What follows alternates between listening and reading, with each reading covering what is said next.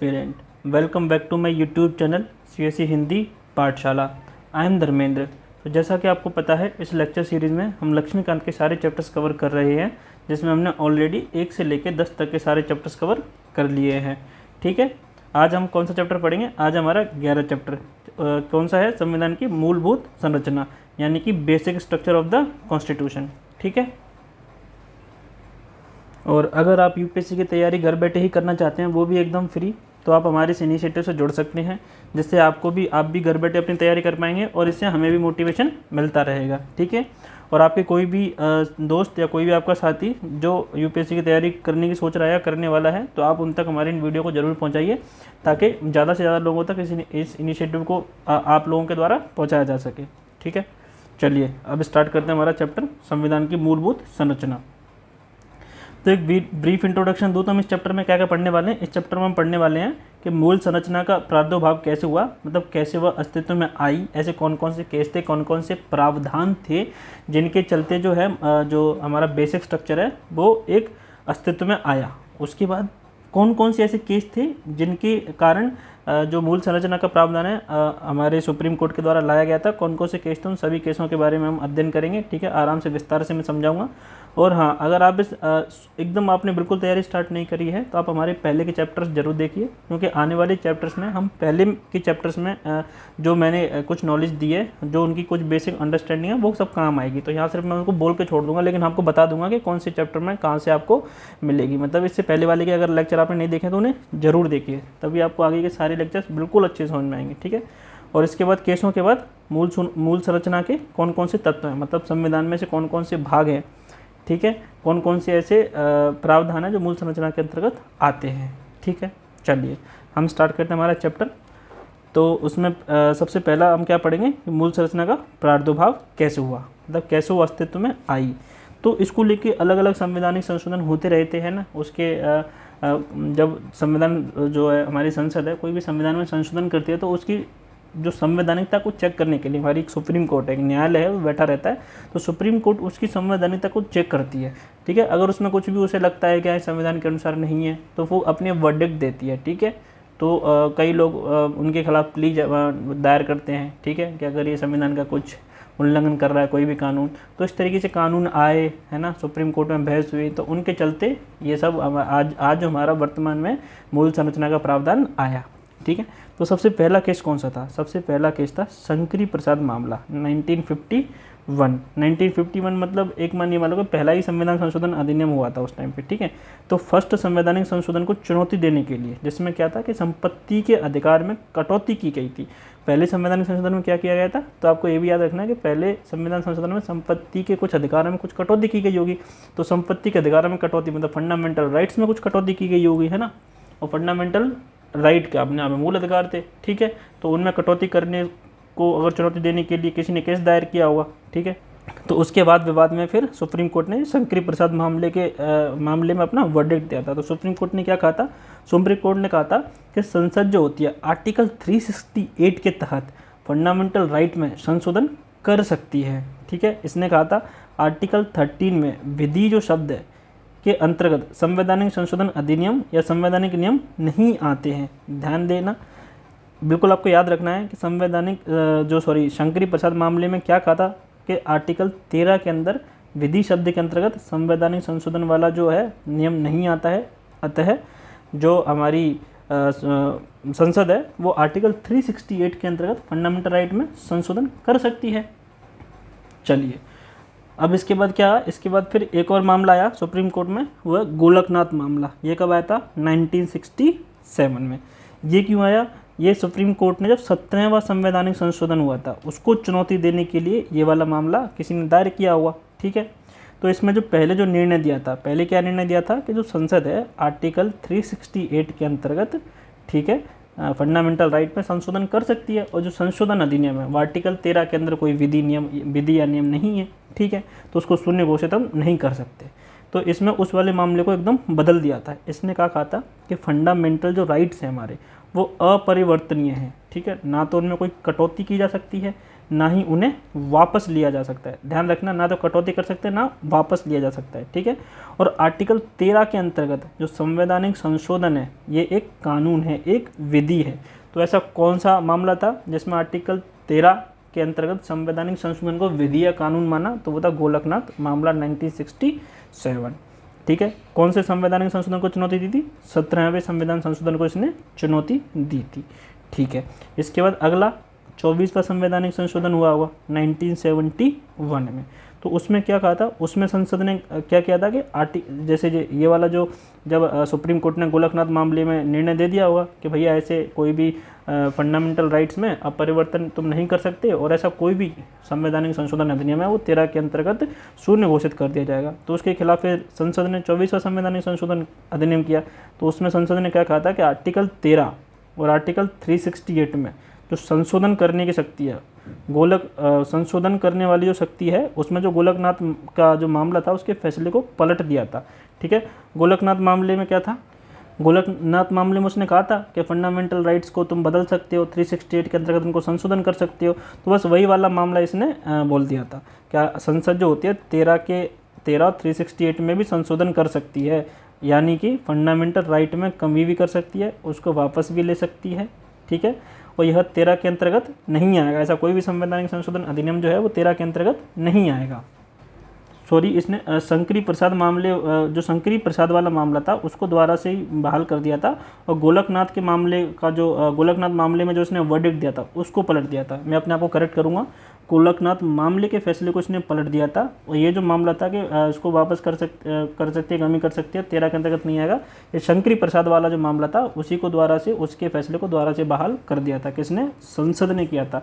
कौन से संवैधानिक संशोधन अधिनियम में? 24वें संवैधानिक संशोधन अधिनियम में, ठीक है। चलिए, इसके बाद जब ये वाला संवैधानिक संशोधन हुआ तो इसके बाद आया हमारा सबसे मोस्ट इम्पोर्टेंट, इसको आप स्टार कर लीजिएगा, इसको याद ही रखना है।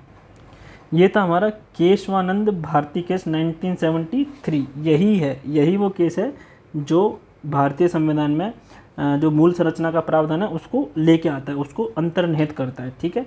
तो इसमें क्या कहा था? सुप्रीम कोर्ट ने गोलकनाथ का जो फैसला था उसको बदल दिया था। गोलकनाथ वाले फैसले में तो सुप्रीम कोर्ट ने कहा था, आप साथ साथ रिवाइज करना कि गोलकनाथ मामले में क्या कहा था। उसने कहा था कि नहीं चेंज कर सकती है, 13 के अंतर्गत ऐसा कोई भी संवैधानिक संशोधन अधिनियम शून्य घोषित किया जाएगा जो फंडामेंटल राइट्स में कटौती करता है। इसने इसको बदल दिया था। इसने कहा था कि वही 24 वाला जो संविधान संशोधन है उसकी वैधता को ही स्वीकारा। इसने कहा था कि हाँ, संसद जो होती है फंडामेंटल राइट में कटौती भी कर सकती है, कमी भी कर सकती है ना। और ऐसा कोई भी संवैधानिक संशोधन अधिनियम आर्टिकल 13 के अंतर्गत नहीं आएगा, ठीक है। इसने ये प्रॉपर जो 24 वाले संविधान संशोधन में ये जो प्रावधान था इसी को द्वारा से वैध ठहराया और स्वीकारा। लेकिन इसने एक नया सिद्धांत दिया। उसने कहा था कि संसद ऐसा कोई काम तो कर सकती है लेकिन संविधान की मूल संरचना को बदले बगैर, ठीक है। एक शर्त लगा दी कि तुम हाँ संवैधानिक संशोधन कर सकते हो, फंडामेंटल राइट्स में कटौती कर सकते हो, हटा सकते हो, जोड़ सकते हो, जो भी करना है कर सकते हो। वो आर्टिकल 13 के अंतर्गत कोई भी शून्य घोषित करने लायक नहीं होगा, लेकिन संविधान की मूल संरचना जो बेसिक स्ट्रक्चर है इसका उल्लंघन नहीं होना चाहिए, ठीक है। कहा था कि बेसिक स्ट्रक्चर का संवैधानिक संशोधन के जरिए संविधान की मूल संरचना में परिवर्तन नहीं किया जा सकता। तुम कुछ भी करो लेकिन संविधान की मूल संरचना जो होती है वो परिवर्तित नहीं होनी चाहिए। अगर वो होती है तो उसके आधार पे हम उस संवैधानिक संशोधन अधिनियम को क्या घोषित कर देंगे? शून्य घोषित कर देंगे। क्या बदलने पर? मूल संरचना के बदलने पर, ठीक है। इसके बाद इसको बिल्कुल याद रखना, ये एकदम स्टार है केस, क्योंकि यही है जो हमारा बेसिक स्ट्रक्चर के सिद्धांत को लेके आया था। इसके बाद अगला केस आया था इंदिरा नेहरू गांधी मामला, जो कि 1975 में आया था। आपको याद होगा कि इंदिरा गांधी जी के चुनाव से रिलेटेड ये मामला था। इसमें सुप्रीम कोर्ट ने क्या कहा था? इसने कहा था इसमें 39 संवैधानिक संशोधन अधिनियम था उसको रद्द कर दिया गया था। क्यों? क्योंकि उसमें इस वाले संशोधन में क्या कहा गया था? इसमें बोला गया था कि जो प्राइम मिनिस्टर है एंड लोकसभा का जो अध्यक्ष है कि चुनाव या विवादों को सभी न्यायालय के क्षेत्राधिकार से बाहर रखा जाए, ऐसा कहा गया था। लेकिन इसके आधार पर जो ये यहाँ पे दिया है मूल संरचना वाले आधार पर कि इसको हम नहीं बदल सकते और ये मूलभूत ढांचे पर चोट करता है, तो इस वाले केस के वर्डिक्ट के आधार पर सुप्रीम कोर्ट ने 39 के संवैधानिक संशोधन अधिनियम को क्या किया था? रद्द किया था। क्यों? क्योंकि मूलभूत ढांचे को चोट पहुंचाता है, उसको नुकसान पहुंचाता है, तो उसमें बदलाव करने की कोशिश करता है, इसलिए इसको असंवैधानिक घोषित किया। ठीक है, इसके बाद आया था 42nd अमेंडमेंट एक्ट 1976। काफ़ी इंपॉर्टेंट अमेंडमेंट एक्ट है, इसमें बहुत सारे बदलाव किए गए थे इंदिरा गांधी जी के टाइम पे। ठीक है, तो इसमें कहा था, इसमें कहा था कि आर्टिकल 368 में जो भी संशोधन करने की शक्ति जो है संसद की विधायी शक्ति है और इस पर कोई सीमा नहीं है। संसद ने कहा था ये 42nd अमेंडमेंट एक्ट में कि 368 के अंतर्गत जो भी हम संशोधन करते हैं वो संशोधन करना हमारी विधायी शक्ति है। विधायी शक्ति क्या है? कानून बनाना, ठीक है, किसी प्रावधान में संशोधन करना, संविधान में संशोधन करना। तो उन्होंने यही तर्क दिया था कि ये हमारी विधायी शक्ति है और इसकी कोई सीमा नहीं है। ठीक है, कोई इस पर सीमा नहीं लगा सकता और इसको न्यायालय में चुनौती नहीं दी जा सकती। ये किसमें कहा था? 42nd अमेंडमेंट एक्ट में कहा था। ये एक्ट आपको, ये जो जितने भी मैं पढ़ा रहा हूँ ये आपको सारे याद होने चाहिए, मेंस और प्रीलिम्स दोनों के लिए इंपॉर्टेंट है। ठीक है, इसके बाद आता है आपका काफ़ी इंपॉर्टेंट है मिनर्वा मिल्स मामला। आप इसको भी स्टार लगा सकते हैं। मिनर्वा मिल्स मामला 1980। इसमें क्या कहा था? इसमें जो न्यायिक समीक्षा थी, ध्यान रखना कभी भी क्वेश्चन आ जाए मिनर्वा मिल्स को लेके तो इसमें न्यायिक समीक्षा अगर ऑप्शन में हो तो आप उसको टिक करना है। इसमें कहा था कि न्यायिक समीक्षा जो है वो संविधान के मूल ढांचे का एक भाग है। न्यायिक समीक्षा क्या होती है? किसी भी जो विधायिका द्वारा जो भी विधेयक पारित किया जाता है उसकी संवैधानिकता को चेक करने की जो शक्ति होती है वो एक न्यायिक समीक्षा होती है, मतलब न्यायालय उस पर समीक्षा कर सकता है। तो ठीक है, तो उसने कहा था न्यायिक समीक्षा की शक्ति है वो एक मूल ढांचा है। ठीक है, और मूल संरचना के उल्लंघन पर विधान को न्यायालय में चुनौती दी जा सकती है। ठीक है, जैसे इसने कहा था ना कि न्यायालय में चुनौती नहीं दी जा सकती, तो इसने मिनर्वा मिल्स मामले में कहा था कि चुनौती दी जा सकती है अगर तुम मूल ढांचे को बदलोगे तो। और मूल ढांचा क्या है? न्यायिक समीक्षा भी अपने आप में एक मूल ढांचा है। ठीक है, तो जो न्यायालय में चुनौती ना देना एक तरीके से उसकी न्यायिक समीक्षा के अधिकार को छीनने जैसा है। ठीक है, उसके मूल ढांचे को नुकसान पहुंचाने जैसा है। तो इसने क्या कहता है, ये वाला जो प्रावधान है इसको असंवैधानिक घोषित किया था किसमें? मिनर्वा मिल्स मामले में। आपको बिल्कुल याद रखना है, न्यायिक समीक्षा से रिलेटेड अगर कुछ भी आ जाए तो मिनर्वा मिल्स मामले को लिखना ही लिखना है, चाहे मेंस हो या प्रीलिम्स हो। ठीक है, इसके बाद आया वामन राम मामला। ये इतना इंपॉर्टेंट नहीं है, इसमें बस ये कहा था कि ठीक है, जो ये मूल ढांचे वाले प्रावधान है, ठीक है, ये मूल संरचना वाला जो भी सिद्धांत है, ये केशवानंद भारती केस कब हुआ था? 24 अप्रैल 1973 के बाद के अधिनियमों पर, जो अधिनियमित संवैधानिक संशोधन है उन पर लागू होंगे। बेसिकली उससे पहले वालों पर लागू नहीं होंगे, मानना कि पूर्वव्यापी नहीं है। 1973 के बाद जो भी संवैधानिक संशोधन अधिनियम होंगे उनको हम असंवैधानिक घोषित कर सकते हैं। इसके आधार पर, मूल संरचना के आधार पर, लेकिन इससे पहले वाले केसों को इस आधार पर चुनौती नहीं दे सकते। ठीक है, माना कि जो मूल संरचना वाला सिद्धांत है पूर्वव्यापी नहीं है, 1973 के बाद के अधिनियमों पर ही लागू होगा। चलिए ठीक है, तो बस इतना ही था मूल स्ट्रक्चर का, कैसे अस्तित्व में आया। ठीक है, इतना ही इसमें पढ़ना था। लेकिन अब मैं आपको बता दूं कि इसकी वर्तमान स्थिति क्या है। वर्तमान में क्या कर सकती है संसद जो होती है? 368 के तहत फंडामेंटल राइट सहित किसी भी भाग में संशोधन कर सकती है, बाकायदा कर सकती है। ठीक है, लेकिन एक शर्त है। शर्त क्या है? मूल संरचना को प्रभावित किए बगैर। ठीक है, अगर आपसे स्टेटमेंट पूछ लिया जाए कि संसद जो होती है आर्टिकल 368 के अंतर्गत संविधान के किसी भी भाग को संशोधित कर सकती है, तो वो स्टेटमेंट करेक्ट होगा, बिल्कुल रॉन्ग नहीं होगा। अगला स्टेटमेंट पूछ लिया जाए कि मूल संरचना को प्रभावित करना, ये जरूरी नहीं है कि वो मूल संरचना को प्रभावित करे या ना करे, इस आधार पर उसे चुनौती नहीं दी जा सकती, तो ये स्टेटमेंट गलत होगा। मूल संरचना को प्रभावित करेगा तो उसे हम असंवैधानिक घोषित कर देंगे। बाकी की अगर किसी भी मूल संरचना को वो क्या कहते हैं नुकसान नहीं पहुंचाती है तो संसद जो होती है संविधान के किसी भी भाग में संशोधन कर सकती है, क्योंकि परिवर्तन ही आगे की जर्नी होती है। ठीक है, बगैर परिवर्तन के हम आगे की चीज़ों को नहीं अपना पाएंगे। अगर अच्छी चीज़ों को अपनाना है तो बिल्कुल संशोधन करें। ठीक है, लेकिन अगर उसकी एकदम मूल भावना को ही ठेस पहुंचाएगी तो वो असंवैधानिक घोषित होगा। ठीक है, और ये जो मूल संरचना वाली बात है कि कौन कौन से भाग मूल संरचना में इंक्लूडेड होंगे या कौन कौन से नहीं होंगे, ये सुप्रीम कोर्ट द्वारा परिभाषित किया जाएगा। ठीक है, कि मूल संरचना के घटक कौन कौन से हैं। अब आपकी बुक में मूल संरचना कुछ घटक दिए हैं। ठीक है, आप उनको एक बार उसमें नज़र फेर लेना कि कौन कौन से मूल संरचना के घटक हैं। मैं आपको इंपॉर्टेंट बता दूं, जैसे संविधान की सर्वोच्चता। ठीक है, संविधान की सर्वोच्चता पहला नंबर जो है वो उसकी मूल संरचना है। ठीक है, क्योंकि संविधान ही सर्वोच्च है, उससे ऊपर कुछ भी नहीं है। ठीक है, धर्मनिरपेक्ष वाला जो है नंबर 3, धर्मनिरपेक्ष चरित्र संविधान का, ये उसकी मूल संरचना का भाग है। एक बार आप सबको रीडिंग मान लेना। ठीक है, और जो शक्तियों का पृथक्करण है नंबर 4 पे, वो भी मूल संरचना है। ठीक है, उसके बाद संघीय स्वरूप है ना, एकता एवं अखंडता, न्यायिक समीक्षा, स्वतंत्रता एवं गरिमा, न्यायपालिका की स्वतंत्रता, ठीक है, मौलिक अधिकारों के आधारभूत सिद्धांत, सर्वोच्च न्यायालय को प्राप्त शक्तियाँ, ये सभी किसके अंतर्गत आते हैं, ये मूल संरचना के अंतर्गत आते हैं। ठीक है, चलिए तो ये चैप्टर अभी खत्म होता है, लेकिन इस लेक्चर सीरीज में हम अभी 2 चैप्टर कवर करेंगे। इस चैप्टर के बाद का आज का हम क्वेश्चन देख लेते हैं, जो आप इस चैप्टर के बुक के ऊपर लिखना बिल्कुल ना भूलिएगा। ठीक है, और इन सबको याद करना है। मैं मेहनत कर रहा हूँ तो आपका काम क्या है, आपका काम याद करना है। ठीक है, जिस दिन आपको ये इस बुक के एंड में इतने सारे क्वेश्चन याद हो जाएंगे ना, आप मेरे को थैंक यू बोलोगे, क्योंकि आप जब भी आंसर राइटिंग करोगे आपके अंदर से ही क्वेश्चन आएंगे। और एक आंसर में एक क्वेश्चन का लिखना मतलब आधा 1 नंबर फालतू का ले जाना, 1 नंबर की बहुत वैल्यू होती है ना। तो आज का क्वेश्चन जो है वो नेल्सन मंडेला जी का है, शिक्षा से रिलेटेड है। ठीक है, उन्होंने कहा था कि जो शिक्षा होती है वो सबसे शक्तिशाली हथियार है जिसका उपयोग आप दुनिया को बदलने के लिए कर सकते हैं।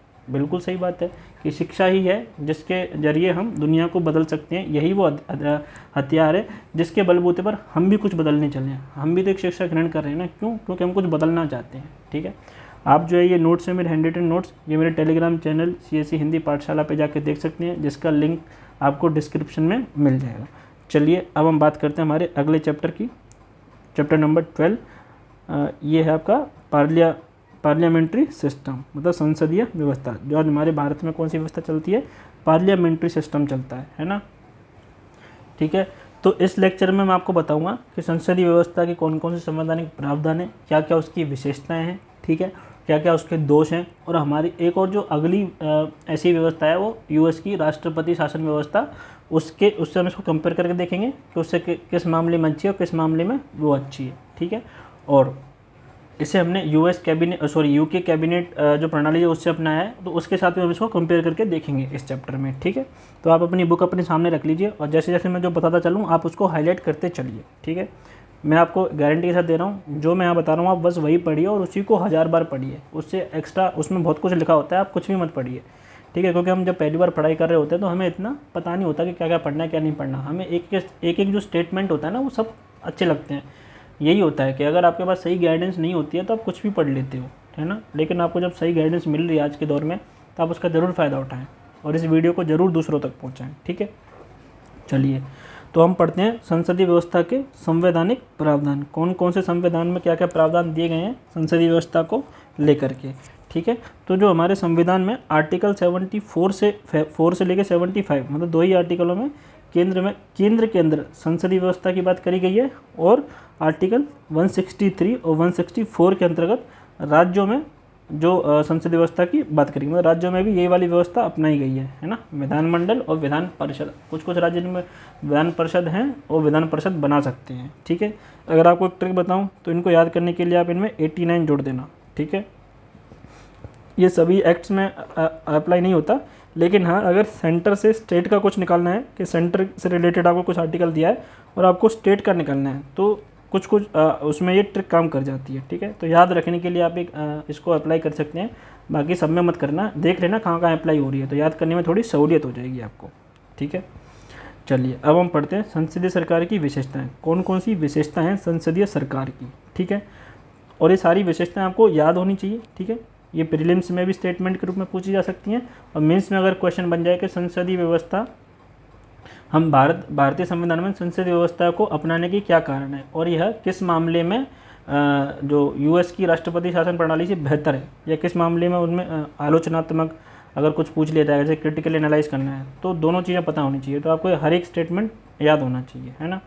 तो सबसे पहली विशेषता क्या है कि संसदीय व्यवस्था में सरकार की संसदीय व्यवस्था में एक नामिक और एक वास्तविक कार्यपालिका होती है। ठीक है, नामिक जो कार्यपालिका का प्रमुख कौन होता है, उसका होता है राष्ट्रपति, जिसको मैं पीछे डिनोट करूँगा आगे आने वाली स्लाइड्स में या आगे के चैप्टर्स में। ठीक है, तो पी से आप समझ जाना, पी का मतलब है राष्ट्रपति। और वास्तविक जो कार्यपालिका होती है उसका प्रमुख कौन होता है, उसका प्रमुख होता है प्राइम मिनिस्टर। ठीक है, तो जो राष्ट्रपति होता है वो राज्य का एक नामिक मुखिया होता है। नामिक मतलब नाम का मुखिया होता है, उसका काम होता है बस उसके नाम पे शासन चलता है। ठीक है, लेकिन जो वास्तविक होता है सरकार का मुखिया जो होता है वो होता है प्राइम मिनिस्टर, जो सारे काम करवाता है, जो सारी विधियों को लागू करवाता है। ठीक है, वो वास्तविक है। तो आप याद रखना कि सरकार की जो संसदीय व्यवस्था है उसमें एक नामिक कार्यपालिका होती है, एक वास्तविक कार्यपालिका होती है। नामिक कार्यपालिका का जो प्रमुख कौन होता है वो राष्ट्रपति होता है, वो राज्य का नामिक मुखिया होता है, ठीक है। वास्तविक क्योंकि ये अप्रत्यक्ष प्रणाली से चुना जाता है ना, और ये प्रत्यक्ष जनता के द्वारा चुना जाता है, तो ये वास्तविक जो है प्रमुख है, सरकार का प्रमुख है, ठीक है। और जो राज्य का नामिक प्रमुख है राष्ट्रपति, इसको आर्टिकल 74 के अंतर्गत पीएम के नेतृत्व में एक मंत्री परिषद चुनी जाती है, ठीक है। मंत्री, और ये जो मंत्री परिषद होगी वो राष्ट्रपति को परामर्श देने के लिए काम करेगी, और ये जो परामर्श उसके लिए दिया जाएगा ये राष्ट्रपति इसको मानने के लिए बाध्य होगा।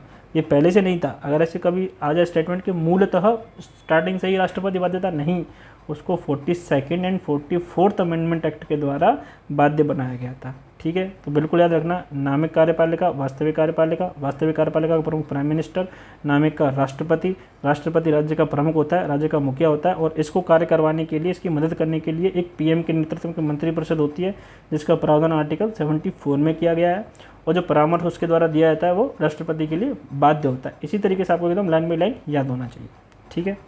अगली विशेषता क्या है? अगली विशेषता है कि बहुमत प्राप्त जो दल होता है उसका शासन होता है, यानी कि संसद में जब भी चुनाव होता है तो जो भी अलग अलग पार्टियां भाग ले सकती हैं, ठीक है। तो जिस भी पार्टी के पास बहुमत होगा, ठीक है, उसके प्रमुख को राष्ट्रपति क्या चुनेगा? प्राइम मिनिस्टर चुनेगा, सरकार का प्रमुख चुनेगा, ठीक है। तो राष्ट्रपति जो होता है बहुमत वाले दल का जो नेता होता है उसको प्राइम मिनिस्टर चुनता है, ठीक है। और इस प्राइम मिनिस्टर के परामर्श से ही अन्य मंत्रियों की नियुक्ति करता है, ठीक है, जिनके बारे में ये बताएगा, ये इससे परामर्श करेगा और ये बोलेगा कि हाँ भाई इसको ये मंत्रालय देना है। तो उनकी नियुक्ति कौन करता है? नियुक्ति राष्ट्रपति करता है। किसकी सिफारिश पर? प्राइम मिनिस्टर की सिफारिश पर, ये जो परामर्श देता है उसके अकॉर्डिंग, ठीक है। अगर बहुमत नहीं है, ठीक है, अगर चुनाव हो गए, लेट सपोज चुनाव हो गए, बहुत सारी पार्टियां हैं, किसी भी पार्टी के पास पूर्ण बहुमत नहीं है, पूर्ण बहुमत मतलब जितनी सीटें हैं उसका आधी से अधिक ज़्यादा बहुमत होना चाहिए, ठीक है। अगर पूर्ण बहुमत नहीं है तो दलों का जो गठबंधन है, ठीक है, गठबंधन करा के सरकार बनाने को आमंत्रित करता है राष्ट्रपति। यहाँ पे आप देख लेना कि यहाँ पे प्राइम मिनिस्टर को जो है राष्ट्रपति अपनी विवेक से चुन सकता है, ठीक है। दो दलों जो भी आते हैं उनमें से किसको चुनना है, इसका निर्धारण कौन करेगा? राष्ट्रपति करेगा अपने विवेक के अनुसार। अगर कोई सिंगल पार्टी है, जैसे आज के टाइम पे बीजेपी है, ठीक है, तो एकमात्र लीडर है नरेंद्र मोदी जी, ठीक है, तो वो उसी को चुनेगा। लेकिन अगर गठबंधन की सरकार होती, लेट सपोज कांग्रेस भी होती, तो दोनों के गठबंधन से सरकार बनी है तो जो उसमें सबसे बड़ी, जिसके पास ज़्यादा सीटें होती हैं, जनरली उसको चुना जाता है, उसका जो नेता होता है उसको चुना जाता है। लेकिन कौन चुनता है? वो चुनता है राष्ट्रपति, ठीक है। तो बहुमत प्राप्त दल का शासन होता है संसदीय व्यवस्था में, ठीक है। इसकी अगली विशेषता है सामूहिक उत्तरदायित्व। या आप बिल्कुल याद रखना कि आर्टिकल जो 75 है वो जो हमारे मंत्रिपरिषद होते हैं उनके सामूहिक उत्तरदायित्व को प्रदान करता है कि जितने भी मंत्री होंगे वो संसद के प्रति सामूहिक उत्तरदायित्व होंगे। सामूहिक उत्तरदायित्व का मतलब है उनके द्वारा किया गया कार्य वो उसके लिए विधायिका के प्रति उत्तरदायी होंगे, व्यक्तिगत नहीं, सामूहिक उत्तरदायी होंगे, ठीक है। इसका मतलब क्या है? एक टीम की तरह कार्य करेंगे। एक मंत्रिपरिषद है वो कोई एक ऐसा नहीं है कि बहुत सारे व्यक्तियों का एक समूह है, लेकिन जो भी कार्य करेंगे वो एक टीम की तरह करेंगे, सामूहिक उत्तरदायित्व की भावना के अनुसार करेंगे, ठीक है। अगर उनमें से कोई भी मंत्री, परिषद में से कोई भी मंत्री अगर किसी के कार्य से सहमत नहीं है तो उसे रिजाइन देना होता है, ठीक है, क्योंकि वो उससे सहमत नहीं है। सामूहिक उत्तरदायित्व की जो भावना है उसका पालन नहीं करेगा तो उसके लिए चाहिए कि वो अपना इस्तीफा ही दे दे, क्योंकि वो उसके खिलाफ वोट नहीं कर सकता किसी भी सूचना के, जो भी योजना है ना। चलिए अगली विशेषता क्या है? राजनीतिक एकरूपता। सामान्यतः, हमेशा नहीं लेकिन सामान्यतः क्या होता है, जो मंत्रिपरिषद के सारे सदस्य होते हैं वो एक ही राजनीतिक दल से होते हैं। ऐसा होना बिल्कुल ज़रूरी नहीं है कि ऐसा हो ही, ऐसा बिल्कुल भी आवश्यक नहीं है। अलग अलग राजनीतिक दल से भी, जैसे लेट सपोज के अभी कौन है, बीजेपी है, ठीक है, जो रूलिंग पार्टी बीजेपी है, लेकिन कांग्रेस का भी कोई व्यक्ति मंत्रिपरिषद का सदस्य बन सकता है अगर दोनों पार्टियों में सामंजस्य हो तो। लेकिन सामान्यतः ऐसा नहीं होता है। सामान्यतः मंत्रिपरिषद के जितने भी सदस्य होते हैं वो एक ही राजनीतिक दल से होते हैं और उनकी जो विचारधारा होती है, राजनीतिक विचारधारा, वो समान होती है। इसलिए इस व्यवस्था में क्या है, एक राजनीतिक एकरूपता बनी रहती है कि एक ही विचारधारा वाले, एक ही राजनीतिक विचारधारा वाले व्यक्ति मंत्रिपरिषद के सदस्य होते हैं। चलिए इसकी अगली विशेषता क्या है? इसकी अगली विशेषता है दोहरी सदस्यता। दोहरी सदस्यता मतलब कि जो भी मंत्री होगा, है ना, असली सरकार किसको माना जाता है? असली सरकार कार्यपालिका को माना जाता है। जो मंत्रिपरिषद, मंत्रिमंडल में जो व्यक्ति होते हैं उसे हम सरकार कहते हैं, ठीक है। तो जो मंत्री होते हैं, मंत्री विधायिका के भी सदस्य होते हैं और कार्यपालिका के भी सदस्य होते हैं। वो विधायिका के सदस्य होते हैं तभी तो उन्हें कार्यपालिका के सदस्य के रूप में चुना जाता है, ठीक है। तो वो दोनों के सदस्य होते हैं, एक तरीके से उनके पास दोहरी सदस्यता होती है, ये एक इसकी विशेषता है, ठीक है। कोई भी जो व्यक्ति है वो संसद की सदस्यता के बाद ही मंत्री बन सकता है, ठीक है। इसमें एक अपवाद है कि कोई भी व्यक्ति संसद की सदस्यता के बगैर भी मंत्री परिषद में आ सकता है, लेकिन 6 महीने के अंदर ही उसे संसद की सदस्यता ग्रहण करनी होगी। और इसकी व्यवस्था किस में की गई है? संविधान में की गई है। तो आपको अगर ऐसे स्टेटमेंट पूछ लिया जाए तो इसकी व्यवस्था संविधान में की गई है या नहीं, तो की गई है, ठीक है। कोई भी व्यक्ति जैसे चुना जा सकता है, ठीक है, मंत्री बना लिया, लेकिन क्या होगा कि 6 महीने बाद वो कहीं से वो चुनाव लड़के जीत के आ जाएगा, संसद का सदस्य बन जाएगा और ठीक है मंत्री बना रहेगा, लेकिन मैक्सिमम 6 महीने तक बन सकता है, ठीक है, संसद की सदस्यता के बगैर। तो आपको बिल्कुल याद रखना है ये वाला स्टेटमेंट, ठीक है। इसके बाद अगली विशेषता क्या है? पीएम का नेतृत्व। यहाँ पे जो भी सरकार होती है, जो भी मंत्रिपरिषद होती है, उसका नेतृत्व कौन करता है? उसका नेतृत्व करता है पीएम। और पीएम कौन होता है? सत्तारूढ़ दल का नेता होता है, ठीक है। तो पीएम के नेतृत्व वाली सरकार होती है यहाँ पे। और पीएम भी एक तरीके से प्रत्यक्ष रूप से चुना जाता है जनता के द्वारा, ठीक है, राष्ट्रपति शासन व्यवस्था की तरह नहीं कि वो प्रत्यक्ष रूप से ना चुना जाए। इसके बाद अगली विशेषता क्या है? जो हमारा लोकसभा होती है, लोकसभा को क्या कहते हैं हम? निचला सदन कहते हैं। उच्च सदन किसे कहते हैं हम? राज्यसभा को कहते हैं। राज्यसभा को हम क्या कहते हैं? उच्च सदन, ठीक है। तो निचला सदन किसे कहते हैं? लोकसभा को। तो यहाँ पे लोकसभा का विघटन कर सकते हैं समय से पूर्व, ठीक है। अगर सरकार सही से नहीं चल रही है, उसके पास विश्वास नहीं है उसके पास, तो उसे हम एक अविश्वास प्रस्ताव के द्वारा समय से पहले विघटित कर सकते हैं, कार्यकाल से पहले विघटित कर सकते हैं। लेकिन ऐसा कब होगा? प्राइम मिनिस्टर की सिफारिश के बाद राष्ट्रपति करेगा, ठीक है। अगर लग रहा है, राष्ट्रपति को लग रहा है कि इसके पास विश्वास नहीं है, ठीक है, तो वो जो संसद है, सदन में उनके खिलाफ अविश्वास प्रस्ताव ला सकता है। और हाँ, अगर उसको विश्वास प्राप्त नहीं हुआ, मतलब आधे से अधिक लोगों ने उनके खिलाफ वोट किया, तो वो सरकार को हम समय से पहले विघटित कर सकते हैं, ठीक है। इसके बाद इसकी अगली विशेषता क्या है? वो है गोपनीयता। गोपनीयता का आशय क्या है? कि जो मंत्री होते हैं वो गोपनीयता के सिद्धांत पर कार्य करते हैं, यानी कि वो गोपनीयता की शपथ लेते हैं। और ये शपथ कौन दिलाता है? प्राइम मिनिस्टर प्रेसिडेंट दिलवाता है, राष्ट्रपति दिलवाता है, ठीक है। और गोपनीयता होती क्या है? गोपनीयता का आशय ये होगा कि जो भी मंत्री होते हैं, जो भी वो कार्यवाही करते हैं, कोई भी नीति करते हैं, है ना, निर्णय वगैरह लेते हैं, तो इनकी सूचना बाहर नहीं दे सकते, क्योंकि अगर समय से पहले हमने अपनी नीतियों को, निर्णयों को, इन सबको बता दिया तो वो लीक हो सकती हैं, ठीक है। उनमें कुछ लूप होल्स लगाए जा सकते हैं, तो इससे क्या होता है? जो कार्रवाई है, नीति हैं, ये डिले हो जाती हैं। तो वो गोपनीयता के सिद्धांत पर काम करते हैं। जब तक उनको ये अनुमति नहीं दी जाती है, तब तक वो इन नीतियों को बाहर सूचित नहीं करते, मतलब बाहर नहीं बताते हैं, ठीक है।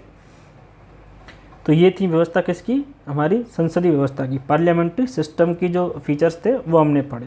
अब हम पढ़ेंगे तो यूएस में अपनाई जाने वाली जो राष्ट्रपति शासन व्यवस्था है उसकी विशेषताओं के बारे में पढ़ेंगे कि उसकी क्या क्या विशेषताएं हैं, क्यों अमेरिका जैसा महान देश है इस वाली व्यवस्था को अपनाता है। तो चलिए इसकी हम विशेषताओं के बारे में बात कर। तो इसकी जो पहली विशेषता है वो इसमें क्या है कि जो राष्ट्रपति होती है वो राज्य और सरकार दोनों का ही मुखिया होता है। जैसे इससे हमने पहले क्या पढ़ा था, इससे हमने पहले जो हमारी जो संसदीय सरकार की व्यवस्था है उसमें राष्ट्रपति जो होता था वो एक नाम मात्र का मुखिया होता था, और जो प्राइम मिनिस्टर होता था वो सरकार का मुखिया होता था। लेकिन यहाँ क्या, राष्ट्रपति जो है वो सरकार और राज्य इन दोनों का ही मुखिया होता है, ठीक है। इसके बाद इसका जो कार्यकाल होता है वो 4 वर्ष का होता है, और वो एक निश्चित कार्यकाल होता है। ध्यान से सुनना, एक निश्चित कार्यकाल होता है, यानी कि जो कांग्रेस होती है, वहाँ की सरकार होती है, उसके द्वारा गैर संवैधानिक कार्यों के अलावा, मतलब अगर उसने कोई गैर संवैधानिक कार्य किए हैं उसके दोषी पाए जाने के अलावा उसे हटाया नहीं जा सकता। हमारे यहाँ हमारी जो वास्तविक जो कार्यकारी होती है, यानी कि प्राइम मिनिस्टर वाली जो सरकार होती है, उसे हम समय से पहले हटा सकते हैं, ना सिर्फ गैर संवैधानिक कार्यों के लिए बल्कि उसे अविश्वास प्रस्ताव के द्वारा उसे समय से पहले भी हटा सकते हैं। लेकिन यहाँ जब तक वो कोई गैर संवैधानिक कार्य नहीं करता है तो उसके पास या विश्वास हो या नहीं हो, उसे नहीं हटाया जा सकता, ठीक है। तीसरी इसकी विशेषता क्या है कि जो प्रेसिडेंट होता है वो क्या करता है? कैबिनेट यानी कि किचन कैबिनेट की सहायता से शासन करता है। जैसे यहाँ पे क्या होता है, जो हमारा प्राइम मिनिस्टर होता है वो एक जो हमारी मंत्रिपरिषद होती है ना, कैबिनेट गवर्नमेंट होती है, कैबिनेट सरकार होती है, उसके माध्यम से करता है।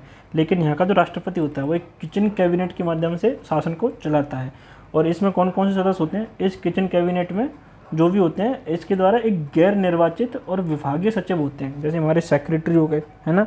हमारे जैसे एक तरीके से होता क्या है, सर जो मंत्री होते हैं उस हर मंत्री के नीचे एक सेक्रेटरी होती है, सेक्रेटरी पोस्ट होती है, ठीक है। जैसे हम जो आईएएस बनते हैं यही सेक्रेटरी बनते हैं, आईएएस आईपीएस जो भी बड़े अधिकारी होते हैं, तो ये उनको सलाह देते हैं एक तरीके से पीछे से, उनको मानना है ना मानना उनके ऊपर है, ठीक है। लेकिन वहाँ पे क्या है, इन जो सचिव हैं उन्हीं को वो गैर निर्वाचित तरीके से, मतलब जनता के द्वारा नहीं चुने जाते, वो एक जो ये राष्ट्रपति है ये इनको यहाँ से निर्वाचित करता है, अपनी मर्जी से उनको चुनता है।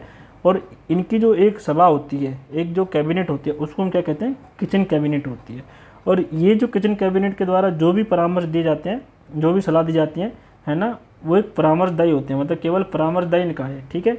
और ये जो किचन कैबिनेट है केवल और केवल प्रेसिडेंट के प्रति उत्तरदायी है, ना कि वहाँ की कांग्रेस के प्रति उत्तरदायी है, ठीक है। लेकिन हमारी जो मंत्रिपरिषद थी वो संसद के प्रति उत्तरदायी थी, लेकिन इसकी जो परामर्शदायी निकाय है यानी किचन कैबिनेट है वो सिर्फ और सिर्फ प्रेसिडेंट के प्रति ही उत्तरदायी है, ठीक है। बताया आपको इसकी नियुक्ति किसके द्वारा की जाती है, प्रेसिडेंट के द्वारा की जाती है। लेकिन इसकी एक विशेषता है कि इनमें जो क्वालिटी होती है वो थोड़ी कैबिनेट जो हमारे यहाँ की मंत्रिपरिषद है उनसे ज़्यादा होती है। अभी हम आगे जाके इन दोनों में जब अंतर पढ़ेंगे तो मैं इसको आपको बता दूंगा, ठीक है। इसकी अगली विशेषता क्या है, इसकी अगली विशेषता होती है कि जो प्रेसिडेंट होता है और उसके सचिव होते हैं ये कांग्रेस के प्रति उत्तरदायी नहीं होते, मैंने यहाँ भी बता दिया था। लेकिन प्रेसिडेंट भी, राष्ट्रपति भी कांग्रेस के प्रति उत्तरदायी नहीं है। लेकिन हमारे यहाँ जो वास्तविक कार्यपालिका का सदस्य होता है, जो मुखिया होता है, वो संसद के प्रति क्या उत्तरदायी होता है, ठीक है। इसकी पांचवी विशेषता क्या है, इसकी पांचवी विशेषता ये है कि यूएस के अंतर्गत जो शक्ति विभाजन का सिद्धांत है वो काफ़ी एकदम जटिल रूप में, मतलब एकदम स्ट्रिक्ट शक्ति विभाजन के सिद्धांत पर आधारित है। जबकि भारत में क्या है, थोड़ा शक्ति पृथक्करण का सिद्धांत जो है थोड़ा सा लचीला है। इसे हम आगे जब पढ़ेंगे, जब हम शक्ति पृथक्करण के सिद्धांत के बारे में पढ़ेंगे तब मैं आपको समझाऊंगा, लेकिन ठीक है। तो जो यहाँ की जो प्रेसिडेंट यानी कि राष्ट्रपति शासन व्यवस्था है वो शक्ति विभाजन के सिद्धांत पर आधारित है, ठीक है। एकदम स्ट्रिक्ट तरीके से वहाँ शक्तियों का एकदम विभाजित किया गया है। जैसे कि यहाँ पे जो सरकारों का कार्य होता है वो विधायी रूप से, कार्यकारी रूप से और न्यायिक रूप से जो इनकी शक्तियाँ हैं वो एकदम स्ट्रिक्ट तरीके से विभाजित की गई हैं। तीनों स्वतंत्र इकाइयाँ हैं, ठीक है, और इनको तीनों को स्वतंत्र इकाई के रूप में विभाजित किया गया है। और इन तीनों को ही जो शक्तियाँ हैं उनको एकदम मतलब विभाजित किया गया है, उनकी शक्तियों को अलग अलग बताया गया है। और कोई भी एक निकाय किसी दूसरे निकाय में हस्तक्षेप नहीं कर सकता है, ठीक है। तो ये इसकी कुछ विशेषताएं थी जो मैंने आपको बताई। अब हम पढ़ लेते हैं हमारी जो संसदीय व्यवस्था है इसके क्या क्या गुण हैं, हमने इसको क्यों अपनाया है, ठीक है। क्यों भारतीय संविधान ने राष्ट्रपति व्यवस्था को अपनाने की बजाय, इसको नहीं अपनाने की बजाय संसदीय व्यवस्था को क्यों अपनाया। ऊपर हमने क्या पढ़ी, इसकी विशेषता पढ़ी। अब इनके गुण के बारे में बात करते हैं। तो जो हमारी देश के अकॉर्डिंग हमारे यहाँ की राजनीतिक, सामाजिक और सांस्कृतिक स्थिति के कारण अच्छे हैं, ठीक है, क्यों इनके अनुकूल हैं, क्यों हमने इसको अपनाया है। और ये जो गुण है आप ये मेंस में लिखने के लिए आपके लिए काम में आएंगे। ये प्रीलिम्स में तो आपसे जो विशेषता बताई हैं आप उन्हीं को याद रखें। मेंस के लिए अगर आपको याद करना है तो वो तो आपको याद होने ही चाहिए, ये भी आपको याद होनी चाहिए कि अगर मेंस में कुछ पूछा जाए कि संसदीय व्यवस्था के क्या क्या गुण है, क्या क्या दोष हैं, तो हम दोष के बारे में ही पढ़ेंगे और गुण के बारे में ही पढ़ेंगे, ठीक है। तो क्या क्या गुण है, यहाँ पे विधायिका और कार्यपालिका के मध्य सामंजस्य होता है। जैसे यहाँ पे हमने पढ़ा कि जो विधायिका, कार्यपालिका और न्यायिक शक्तियाँ, इनके तीनों में शक्तियों का एकदम विभाजन है, स्ट्रिक्ट विभाजन है, वो एक दूसरे के कार्य में हस्तक्षेप नहीं कर सकते। लेकिन भारत में क्या होती है, विधायिका और कार्यपालिका एक मिलकर काम करती है, क्योंकि कार्यपालिका के सदस्य कौन होते हैं, यही होते हैं। विधायिका के सदस्यों में से कार्यपालिका के सदस्य चुने जाते हैं, और कार्यपालिका क्या होती है, विधायिका के प्रति उत्तरदायी होती है। तो ये तो सामंजस्य के सिद्धांत पे कार्य करती है, ठीक है। एक दूसरी बात, जो हमारे यहाँ की जो सरकार होती है वो उत्तरदायी सरकार होती है। जैसे हमने इसमें पढ़ा, यहाँ पे जो राष्ट्रपति होता है वो कांग्रेस के प्रति या उसके उत्तरदायी नहीं होता है। राष्ट्रपति भी और उसकी जो किचन कैबिनेट होती है वो कांग्रेस के प्रति उत्तरदायी नहीं होती है। लेकिन संसदीय व्यवस्था में सरकार होती है वो एक उत्तरदायी सरकार होती है। ये बात किसमें, आर्टिकल 75 में ही बोला गया है कि सामूहिक उत्तरदायित्व की भावना पे काम करते हैं, ठीक है। उसके बाद इस वाली व्यवस्था के अंतर्गत निरंकुशता पर प्रतिषेध लगाया जा सकता है। यानी कि अगर कोई भी जैसे बहुमत वाले दल को हम नेता बनाते हैं, ठीक है, और एक विपक्ष की भी सरकार होती है, अगर ऐसा होता है कि सिर्फ एक ही टाइप की सरकार बनाई जाए, मतलब एक ही दल की सरकार बनाई जाए, तो वो निरंकुश हो जाएगी, अपने अकॉर्डिंग काम करने लगेगी, ठीक है। लेकिन ये व्यवस्था निरंकुशता भी आ जाती है अगर उसके हम दोष में पढ़ें। अगर जैसे फिलहाल में क्या है, बीजेपी एक बहुमत वाली सरकार है, तो वो जो करना चाहे कर सकती है, क्योंकि हमारा जो विपक्ष है काफ़ी कमज़ोर है, 10% से भी कम सीट है उसकी, है ना। लेकिन इस व्यवस्था का जो गुण है, हम गुण अभी वर्तमान स्थिति के बारे में बात करें तो फिलहाल में अभी उसकी निरंकुशता को हम नहीं रोक पा रहे हैं, लेकिन उसके गुण की बात करें तो निरंकुशता को रोकने के लिए व्यवस्था अपनाई गई थी, ताकि विपक्ष की एक सरकार हो वो उसे रोक सके, ठीक है। क्योंकि एक तो क्या बात है कि जो कार्यपालिका होती है वो उत्तरदायी होती है, अगर गलत काम करेगी तो उसे जवाबदेह होना पड़ेगा, ठीक है। और कुछ भी गलत करती है, कुछ भी अगर गलत काम उसके प्रावधान होते हैं, कुछ भी संसदीय व्यवस्था में कुछ भी बदलाव कराने का प्रयास करती है, ठीक है, तो अविश्वास प्रस्ताव के द्वारा उसे उठाया जा सकता है, इसलिए उसकी निरंकुशता पर प्रतिषेध लगाएंगे। इसके बहुत सारे हैं, अविश्वास प्रस्ताव हो गया आपका, ठीक है, अविश्वास प्रस्ताव हो गया। हम आगे जो हमारा एक पार्लियामेंट वाला चैप्टर आएगा हम उसमें पढ़ेंगे, ठीक है। प्रश्नकाल हो गया, है ना, उसके बाद शून्यकाल हो गया, ठीक है। बहुत सारे प्रावधान हैं जिनके अकॉर्डिंग हम इसकी निरंकुशता को प्रतिबंधित कर सकते हैं, उस पर प्रतिषेध लगा सकते हैं। अगला गुण इसका क्या है, ये वैकल्पिक सरकार की व्यवस्था प्रदान करता है। अगर ये सरकार सही से काम नहीं करती है तो हम इसको हटा सकते हैं और दूसरी सरकार ला सकते हैं, ठीक है।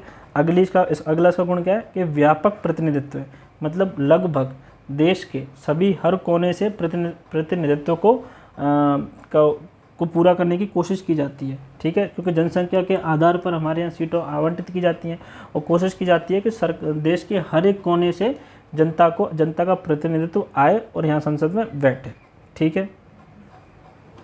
चलिए अब हम इसके दोष के बारे में बात कर लेते हैं कि संसदीय व्यवस्था के कौन कौन से दोष हैं, क्या क्या गलत बातें हैं जो इसको थोड़ा सा कम मतलब इसकी जो दोष है उसको बताती हैं कि अगर ये नहीं होते तो शायद ये और अच्छी होती। तो दोष कौन कौन से हैं, दोष में आता है तो ये अस्थिर सरकार है, ठीक है। यहाँ पे सरकार स्थिर नहीं रह सकती, इसलिए जो हमारी जो दूरगामी जो नीतियाँ होती हैं उसको हम लागू नहीं कर पाते हैं, क्योंकि अविश्वास प्रस्ताव के द्वारा, इन सब के द्वारा सरकार को हम हटा सकते हैं, ठीक है। दूसरा क्या है, इसमें क्या नीतियों की निश्चितता का अभाव है। जैसे मैंने बताया आपको कि सरकार अस्थिर है तो जो दूरगामी हमारी नीतियाँ हैं वो लागू नहीं हो पाती हैं, जैसे वो लागू होने को आती है सरकार हट जाती है, कुछ भी हो जाता है, नई सरकार आ जाती है, तो नीतियों की निश्चितता का अभाव रहता है। यहाँ मंत्रिमंडल की निरंकुशता रहती है। जैसे मैंने बताया वर्तमान स्थिति में क्या है, अगर कोई भी सरकार बहुमत वाली आ जाती है तो वो एक तरीके से निरंकुश हो जाती है, क्योंकि विपक्ष के पास इतनी शक्ति है ही नहीं उस पर अंकुश लगाने जैसी कुछ भी, है ना, ठीक है। तो उसे अविश्वास प्रस्ताव के द्वारा भी नहीं हटाया जा सकता अगर उसके पास पूरा ही बहुमत है ना, आधे से ज़्यादा बहुमत अगर उसी का है तो उसे हम नहीं हटा सकते जैसे वर्तमान में है ना। शक्ति की पृथक्करण के विरुद्ध, जैसे यूएस में क्या है, एक दूसरे के उसमें कार्य में हस्तक्षेप नहीं कर सकते, लेकिन यहाँ पे विधायिका और कार्यपालिका दोनों सामंजस्य के सिद्धांत में कार्य करती हैं, तो शक्ति के पृथक्करण के सिद्धांत के विरुद्ध हो गया, ठीक है। उसके बाद अकुशल व्यक्तियों द्वारा सरकार का संचालन किया जाता है, क्योंकि जो यूएस की प्रेसिडेंशियल व्यवस्था है उसके अंदर क्या है, उसके अंदर तो क्या है, जो सचिव हैं वो सरकार को निर्देश देते हैं, सरकार को चलाने के लिए सुझाव देते हैं, वो पढ़े लिखे ब्यूरोक्रेट्स होते हैं। लेकिन यहाँ पे क्या होते हैं, मंत्री होते हैं, नेता होते हैं, उनकी स्थिति आपको पता ही है वो कितने कुशल होते हैं, ठीक है। तो उनके द्वारा ही, क्योंकि अभी तो हमारी काफ़ी सारी आपने रिपोर्ट पढ़ी होंगी, जैसे 43% जो नेता हैं वो क्रिमिनल एक्टिविटीज़ में पाए गए हैं, ठीक है। तो आप सोच सकते हो कि कौन लोग हमारे देश को चला रहे हैं, तो अकुशल व्यक्तियों के द्वारा सरकार का संचालन कराया जाता है, तो ये इसका एक दोष हो गया, ठीक है। अब मैं आपको यहाँ बता देता हूँ संसदीय व्यवस्था और जो हमारी राष्ट्रपति व्यवस्था है, शासन व्यवस्था है, उसके मध्य क्या क्या अंतर हैं, ठीक है, कौन कौन सी की क्या क्या विशेषताएं, दोनों में से किस किस की क्या क्या गुण है, क्या क्या दोष हैं, जो हमने अभी ऊपर पढ़ा हम उसको एक तरीके से एक कंपेरेबल फॉर्म में पढ़ेंगे, ठीक है। ये जो है, ये जो सारणी है वो आपकी बुक में दी हुई है, आप उसको खोल लें और जब मैं बताऊँ आप मतलब इसको तो आप रीडिंग मान लेना, ठीक है। मेंस और प्रीलिम्स दोनों के लिए इंपॉर्टेंट आ सकता है इस पर क्वेश्चन, ठीक है। तो संसदीय व्यवस्था की क्या क्या विशेषता है, इसकी विशेषता क्या है कि दोहरी कार्यकारिणी होती है, वही मैंने बताया आपको, दोहरी सदस्यता वाला पार्ट, बहुमत दल का शासन होता है ना, सामूहिक उत्तरदायित्व होता है, राजनीतिक एक रूपता होती है, एक समान विचारधारा वाली, दोहरी सदस्यता होती है ना, प्रधानमंत्री का नेतृत्व होता है, निचले सदन का विघटन कर सकते हैं हम, शक्तियों का सम्मिश्रण होता है, ठीक है। इसकी क्या क्या विशेषता है, इसमें जो कार्यकारिणी है वो एकल होती है, दोहरी नहीं होती, ठीक है। राष्ट्रपति एवं विधायिका का पृथक रूप से निश्चित अवधि के लिए ही चुनाव किया जाता है, ठीक है, मतलब उसको गैर संवैधानिक उसमें लिप्त होने के बजाय नहीं हटा सकते, मतलब अगर वो गैर संवैधानिक कार्य जब तक नहीं करता तब तक उसे हम नहीं हटा सकते, तो निश्चित अवधि है, ठीक है। अगली विशेषता क्या है, इसका उत्तरदायित्व का अभाव होता है इसमें, ठीक है, उत्तरदायित्व होता है उसका थोड़ा अभाव है, उसमें राजनीतिक एकरूपता नहीं रहती है ना। इधर रहती है, इसी काउंटर में सारी बात चल रही है, जो इधर है वो उधर नहीं है। इधर दोहरी सदस्यता है, इधर एकल सदस्यता है, ठीक है। इधर राष्ट्रपति का नियंत्रण होता है, इधर निचले सदन को हम विघटित नहीं कर सकते हैं, ठीक है। इधर शक्तियों का विभेद है, ठीक है, इधर शक्तियों का सम्मिश्रण है। अब इसके गुण के बारे में बात करें, संसदीय व्यवस्था के ये गुण हैं, तो यहाँ पे इसके दोषों के बारे में बताया गया। संसदीय व्यवस्था क्या क्या गुण है, ऊपर ही बात की थी हमने। विधायिका एवं कार्यपालिका के बीच सामंजस्य होता है, लेकिन इसमें क्या है, विधायिका कार्यपालिका के बीच टकराव होता है, सामंजस्य नहीं होता, क्योंकि शक्ति पृथक्करण का सिद्धांत है यहाँ पे, ठीक है। उत्तरदायी सरकार होती है, इधर गैर उत्तरदायी सरकार होती है, क्योंकि वो कांग्रेस के प्रति उत्तरदायी नहीं होती है। इधर निरंकुशता पर रोक लगा सकते हैं, इधर इनकी निरंकुशता पर रोक नहीं लगाई जा सकती, ठीक है। उसमें नेतृत्व की संभावना रहती है गैर उत्तरदायी वाली, ठीक है। इधर क्या है, व्यापक प्रतिनिधित्व है, इधर थोड़ा प्रतिनिधित्व सीमित है ना, क्योंकि इधर हर स्टेट से समान संख्या में जो भी होते हैं वहाँ के नेता होने उनको लिया जाता है, लेकिन हमारे यहाँ जनसंख्या के आधार पर लिया जाता है, ठीक है। ताकि अगर किसी भी राज्य में अधिक लोग हैं, ज़्यादा जनसंख्या है, तो वहाँ से ज़्यादा प्रतिनिधियों को चुना जा सके, ताकि प्रतिनिधित्व जो है उसको व्यापक बनाया जा सके, हर लोगों की बात सुनी जा सके, ठीक है। अब इसके दोष और इसके गुण के बारे में पढ़ लेते हैं। तो इसके दोष क्या हैं, इसके दोषों में आता है ये अस्थायी सरकार होती है, ये स्थायी सरकार होती है, ठीक है। ये नीतियों में निश्चितता नहीं होती है, या नीतियों में निश्चितता होती है। तो ये मुझे बात काफ़ी अच्छी लगती है इसकी, प्रेसिडेंशियल जो गवर्नमेंट सिस्टम है उसकी, कि यहाँ पे नीतियों की निश्चितता होती है, कोई भी नीति बनाई हो अच्छी लागू की जाएगी, टाइम से लागू की जाएगी, ठीक है। यहाँ शक्ति विभाजन के विरुद्ध है, यहाँ शक्ति विभाजन पर आधारित है। बस एक और इसकी जो सबसे अच्छी विशेषता है, यहाँ पे विशेषज्ञों द्वारा सरकार चलाई जाती है, मतलब पढ़े लिखे लोगों के द्वारा चलाई जाती है। लेकिन हमारे यहाँ पे किसके द्वारा चलाई जाती है, जिसकी लाठी उसकी भैंस, ठीक है। जो अच्छा, जिसके पास पैसा है, जो अच्छा गुंडा है, जिसकी चलती है, उसके द्वारा सरकार चलाई जाती है। तो यहाँ पे इसका थोड़ा बहुत दोष है, और ये मुझे इसकी व्यवस्था अच्छी लगती है, ठीक है। अब हम पढ़ लेते हैं कि जो हमारी जो कैबिनेट गवर्नमेंट का जो फॉर्म है वो हमने कहाँ से लिया था, ब्रिटिश गवर्नमेंट के मॉडल से लिया था। लेकिन फिर भी भारत ने इसके सारे प्रावधानों को नहीं किया था, कुछ कुछ जो है हमारे यहाँ के अनुसार उनको परिवर्तित कर लिया था। तो इन दोनों में क्या क्या विभेद हैं वो हम पढ़ते हैं, ठीक है। तो इधर भारत है वर्सेस ब्रिटिश, ठीक है। मॉडल में क्या क्या अंतर है ना। तो यहाँ पे जो क्या होता है, प्रेसिडेंट जो होता है वो मुखिया होता है, ठीक है। और इसको हम अप्रत्यक्ष तरीके से निर्वाचित करते हैं, लेकिन निर्वाचित करते हैं, ठीक है, क्योंकि यहाँ गणतंत्र पद्धति है ना, चुना जाता है। लेकिन यहाँ की राजशाही व्यवस्था है, यहाँ पे राजा जो होता है चुना नहीं जाता, यहाँ का राजा क्या होता है, आनुवंशिक होता है, मतलब जो राजा उसकी संतानें ही उस पद पर आएंगी, ठीक है। अगली क्या है, अगली है कि भारत में जो क्या है, संसद सर्वोच्च नहीं है, लेकिन ब्रिटिश में संसद क्या है, संप्रभु है। हमारे यहाँ सर्वोच्च कौन है, कमेंट में बताना, मैं बता देता हूँ वैसे आपको। हमारे यहाँ पे संविधान ही सर्वोच्च है, ये मैंने पहले वाले लेक्चर में पढ़ा दिया है, ठीक है। संविधान सर्वोच्च है, ना कि संसद। यहाँ पे संसद संप्रभु है, और यहाँ का जो संशोधन प्रणाली काफ़ी लचीली है, मतलब संसद जो करना चाहे वो कर सकती है, ठीक है। ये काफ़ी फेमस डायलॉग है इसका कि जो यूके की संसद है, ब्रिटिश संसद है, वो एक लड़के को लड़की और एक लड़की को लड़का नहीं बना सकती, बाकी वो सब कुछ कर सकती है। तो आप समझ सकते हैं कि वो कितनी पावर है उसके पास, है ना। अगली क्या है कि यहाँ का जो प्राइम मिनिस्टर होता है, दोनों में से किसी भी सदन का सदस्य हो सकता है, यानी कि निचला मतलब लोकसभा या राज्यसभा, दोनों में से किसी भी सदन का सदस्य यहाँ का प्राइम मिनिस्टर हो सकता है। लेकिन यूके में केवल और केवल निचले सदन का, जैसे हम वहाँ पे क्या कहते हैं, हाउस ऑफ कॉमन्स कहते हैं, उसका ही होना चाहिए, ठीक है। अगली क्या है, अगला अंतर ये है कि यहाँ पे जो संसद सदस्य ना होने पर भी मंत्री जो होता है, मंत्री बना लिया जाता है, लेकिन 6 महीने में उसे सदस्यता हासिल करनी होती है। लेकिन वहाँ पे ऐसी कोई व्यवस्था नहीं है, ठीक है। केवल सदस्य होने पर ही वो मंत्री बन सकता है, अन्यथा नहीं बन सकता, ठीक है। ब्रिटेन में क्या है, वहाँ पे जो मंत्री होते हैं उनकी कानूनी जिम्मेदारी होती है, मतलब जो भी वो कुछ कार्य करते हैं उन पर उन्हें हस्ताक्षर करने पड़ते हैं। लेकिन भारत में ऐसी कोई व्यवस्था नहीं है, यहाँ पर जो मंत्री होते हैं उसकी कोई कानूनी जिम्मेदारी नहीं होती, ठीक है। जो भी उनके द्वारा किया गया कार्य, उनके द्वारा दिया गया कोई भी भाषण, उस पर न्यायालय के अंतर्गत उन पर कोई भी कार्रवाई नहीं की जा सकती है, ये उनका विशेष अधिकार है, ठीक है। और वहाँ पे क्या होता है, ब्रिटेन में एक छाया कैबिनेट नाम से एक वो होती है, संस्था होती है, शैडो कैबिनेट, जिसे विपक्षी पार्टी द्वारा गठित किया जाता है एक तरीके से उसमें नियंत्रित करने के लिए। तो ये मुझे लगता है कि भारत में भी अपनाया जाना चाहिए, शैडो कैबिनेट जैसा होना चाहिए, जिसमें विपक्षी नेताओं के द्वारा उस पर ध्यान रखा जा सके, क्योंकि तभी लोकतंत्र की भावना को हम सही से पूरी तरीके से प्राप्त कर पाएंगे। लेकिन भारत में ऐसी कोई संस्था नहीं है। वर्तमान में तो ऐसी स्थिति है कि जो हमारा जो विपक्ष है उसके पास जो विपक्ष होने लायक मिनिमम 10% सीट है वो भी ही नहीं है, ठीक है। तो ये कुछ अंतर थे दोनों के बीच में, इनको आप याद रखना, ठीक है। तो ये चैप्टर आज का यहीं ख़त्म होता है। आई होप आपको अच्छे से समझ में आया होगा। मैंने यहाँ पे 2 चैप्टर 11 और 12 दोनों ख़त्म किए हैं। ठीक है, 11वां कौन सा था, जो बेसिक स्ट्रक्चर था वो, और 12वां क्या है, संसदीय व्यवस्था। अगर आपको इस लेक्चर से लगा हो कि आपको कुछ समझ में आया है, आपको ये सब समझ में वैसे नहीं आता, लेकिन मैंने आपको समझाने की अच्छी तरीके से पूरी कोशिश की है और आपको थोड़ा बहुत भी ज्ञान प्राप्त हुआ है, तो आप इस वीडियो को लाइक और शेयर करना बिल्कुल ना भूलें। ठीक है, और अगर आप हमारे इस चैनल पर नए हैं तो सब्सक्राइब जरूर कीजिए, क्योंकि काफ़ी ज़्यादा मेहनत लगती है ये सब बनाने में, वीडियो बनाने में, आप तक पहुँचने में। एक वीडियो आप तक पहुँच जाती है, लेकिन इसको बनाने के पीछे बहुत ज़्यादा मेहनत लगती है। तो आप इसको ज़रूर शेयर करें और जितने भी लोग हैं उन तक पहुँचाएँ, ताकि सभी लोग इस इनिशिएटिव का फ़ायदा उठा सकें, जिससे हमें भी मोटिवेशन मिलता रहे। तब तक के लिए आप खुश रहिए, स्वस्थ रहिए। मिलते हैं अगले लेक्चर में। धन्यवाद।